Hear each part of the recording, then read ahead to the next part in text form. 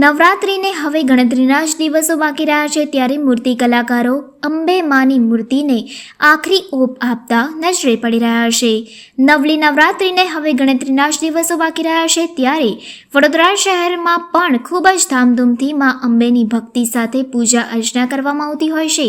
ત્યારે વડોદરા શહેરના કલા મંદિરના ખાંચામાં મૂર્તિકારો દ્વારા અંબે માની પ્રતિમાને આખરી ઓપ આપતા નજરે પડ્યા હતા. માઈ ભક્તો દ્વારા અંબે માની પ્રતિમાની સ્થાપના કરવામાં આવતી હોય છે અને 10 દિવસ અંબે માની પૂજા અર્ચના સાથે ગરબાનું પણ આયોજન કરવામાં આવતું હોય છે. ત્યારે આ વર્ષે પણ મૂર્તિકારો દ્વારા મા અંબા માની પ્રતિમાને આખરી ઓપ આપતા નજરે પડ્યા હતા અને ગત વર્ષ કરતાં આ વર્ષે માઈ ભક્તોનો ઉત્સાહ અનેરો જોવા મળી રહ્યો છે.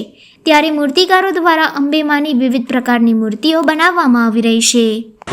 આ વખતે માતાજી પર્વ 4-5 દિવસ રહ્યા છે. માતાજીના તહેવારોના અને પબ્લિકનો ઘસારો વધી રહ્યો છે.